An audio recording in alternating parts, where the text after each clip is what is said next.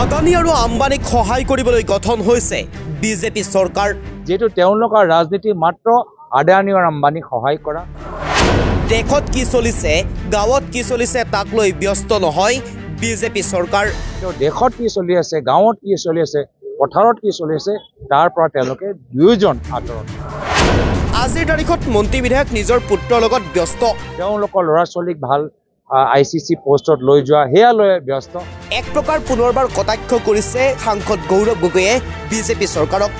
BJP চৰকাৰ কটাক্ষ কৰাই নহয়, বিজেপি চৰকাৰৰ মন্ত্ৰী বিধায়কসকলকে এক প্ৰকাৰ কটাক্ষ কৰিলে সাংসদগৰাকীয়ে কৈছে কেৱল মাত্ৰ আদানী আৰু আম্বানীক সহায় কৰিবলৈ কিংবা সহায়ৰ হাত আগবঢ়াবলৈ গঠন কৰা হৈছে বিজেপি চৰকাৰ।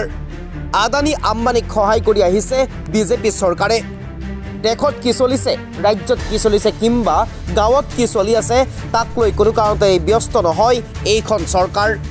কেৱল মাত্ৰ পুঁজিপতিৰ স্বাৰ্থত, কেৱল মাত্ৰ পুঁজিপতিক সহায় কৰিবলৈ প্ৰতিটো মুহূৰ্ততেই চেষ্টা কৰি আছে চৰকাৰখনে। বিশ্বনাথত সাংবাদিকক আৰক্ষীয়ে গ্ৰেপ্তাৰ কৰাক লৈ প্ৰতিক্ৰিয়া ব্যক্ত কৰিলে সাংসদগৰাকীয়ে।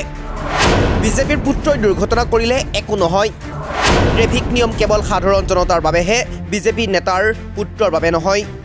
বিশ্বনাথত সাংবাদিকক গ্ৰেপ্তাৰ কৰা ঘটনাক এতিয়া নিন্দা জনাইছে সাংসদ গৌৰৱ গগৈয়ে। সাংসদগৰাকীয়ে কৈছে কেৱল মাত্ৰ সাধাৰণ জনতাৰ বাবেহে লঘু কৰা হৈছে ট্ৰেফিক নিয়ম কিংবা ট্ৰেফিক আইন, আৰু যি ট্ৰেফিক আইন মানি চলিব লাগে সাধাৰণ জনতাই। এই ট্ৰেফিক আইনৰ আওতাত নপৰে বিজেপি চৰকাৰৰ বিধায়কৰ পুত্ৰ কিংবা পুত্ৰী। দুৰ্ঘটনা কৰিলেও সাৰি যায় বিজেপি বিধায়কৰ পুত্ৰ। দুৰ্ঘটনা সংঘটিত কৰা বাতৰি পৰিৱেশন কৰিলেই আৰক্ষীয়ে কৰে গ্ৰেপ্তাৰ সাংবাদিকক। এক প্ৰকাৰ বৰ্তমান বিজেপি দলৰ ৰাজনীতি কেৱল পুঁজিপতিক সহায় কৰিবলৈহে, পুঁজিপতিৰ স্বাৰ্থত বিজেপি দলে কাম কৰি আহিছে। এনেদৰে পুনৰ কটাক্ষ কৰা পৰিলক্ষিত হ'ল সাংসদ গৌৰৱ গগৈয়ে বিজেপি চৰকাৰক। বৰ্তমান বিজেপি দলৰ নেতৃত্বৰ ৰাজনীতি, যেটো তেওঁলোকৰ ৰাজনীতি মাত্ৰ আদানী আৰু আম্বানীক সহায় কৰা, আদানী আৰু আম্বানী বিয়া খোৱা, তেওঁলোকৰ ল'ৰা ছোৱালীক ভাল ICC পোষ্টত লৈ যোৱা হেয়া লৈ ব্যস্ত। কিন্তু দেশত কি চলি আছে, গাঁৱত কি চলি আছে, পথাৰত কি চলি আছে তাৰ পৰা তেওঁলোকে দুয়োজন আঁতৰত আছে। সেইটোহে বেয়া লাগে যে আজিৰ তাৰিখত আমাৰ কি দেখা পাইছোঁ যে মন্ত্ৰী বিধায়ক নিজৰ পুত্ৰৰ লগত ব্যস্ত। যোৱাকালিও উত্তৰ অসমত আমি গম পালোঁ যে চুতীয়াত এটা পথ দুৰ্ঘটনাত এজন বিধায়কৰ নাম ওলালে, বিধায়কৰ পুত্ৰৰ নাম ওলালে, আৰু সেয়াই লৈ ইমান এটা চাঞ্চল্য এটা কথা হ'ল যে তদন্ত হোৱাত আগতে সাংবাদিকগৰাকীক পুলিচে ধৰি লৈ গ'ল। এইটো কি ধৰণৰ আজি পৰিস্থিতি চলি আছে। আজি গুৱাহাটীৰ ভিতৰত আমি জানো যে ভাল বিজেপি বাগী নেতাসকলৰ ল'ৰা ছোৱালী ৰাতি তেওঁলোকে গাড়ী চলাই কিমান তেওঁলোকৰ এক্সিডেণ্ট হৈছে গুৱাহাটী মানুহ নাজানে নেকি?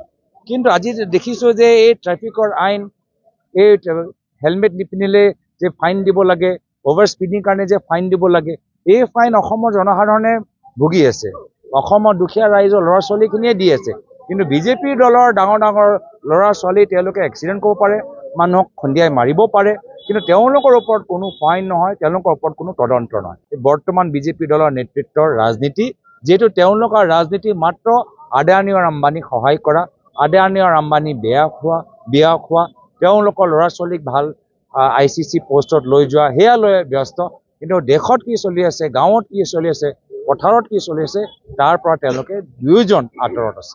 সেইটোহে বেয়া লাগে যে আজিৰ তাৰিখত আমাৰ কি দেখা পাইছোঁ যে মন্ত্ৰী বিধায়ক নিজৰ পুত্ৰৰ লগত ব্যস্ত। যোৱাকালিও উত্তৰ অসমত আমি গম পালোঁ যে চুতীয়াত এটা পথ দুৰ্ঘটনাত এজন বিধায়কৰ নাম ওলালে, বিধায়কৰ পুত্ৰৰ নাম ওলালে, আৰু সেয়াই লৈ ইমান এটা চাঞ্চল্য এটা কথা হ'ল যে তদন্ত হোৱাত আগতে সাংবাদিকগৰাকীক পুলিচে ধৰি লৈ গ'ল। এইটো কি ধৰণৰ আজি পৰিস্থিতি চলি আছে। আজি গুৱাহাটীৰ ভিতৰত আমি জানো যে ভাল বিজেপি বাগী নেতাসকলৰ ল'ৰা ছোৱালী ৰাতি তেওঁলোকে গাড়ী চলাই কিমান তেওঁলোকৰ এক্সিডেণ্ট হৈছে গুৱাহাটী মানুহ নাজানে নেকি? কিন্তু আজি দেখিছোঁ যে এই ট্ৰেফিকৰ আইন, এই হেলমেট নিপিন্ধিলে যে ফাইন দিব লাগে, অভাৰ স্পীডিং কাৰণে যে ফাইন দিব লাগে, এই ফাইন অসমৰ জনসাধাৰণে ভুগি আছে, অসমৰ দুখীয়া ৰাইজৰ ল'ৰা ছোৱালীখিনিয়ে দি আছে। কিন্তু বিজেপিৰ দলৰ ডাঙৰ ল'ৰা ছোৱালী তেওঁলোকে এক্সিডেণ্ট কৰিব পাৰে, মানুহক খুন্দিয়াই মাৰিব পাৰে, কিন্তু তেওঁলোকৰ ওপৰত কোনো ফাইন নহয়, তেওঁলোকৰ ওপৰত কোনো তদন্ত নহয়। নিউজ ডেস্ক, এনি টক্স।